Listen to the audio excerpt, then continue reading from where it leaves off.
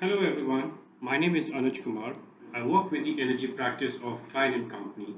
Today, I welcome you all to this small presentation that we are going to make on the global lubricant base stocks market, for which the information has been sourced from Klein's recently completed market research study, which is titled Global Lubricant Base Stocks Market Analysis and Opportunity. This is the agenda of my presentation today. My presentation will have two broad agendas.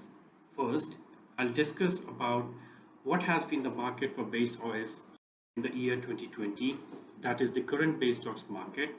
Therein, I'll provide you with a market overview as well as the overall impact of COVID-19 on the market. Thereafter, the market dynamics for Group 1 and Group 2 base oils, which we think constitutes the commodity market, followed by an overview of Group 3 and Group 4 market, which is the niche or specialty market.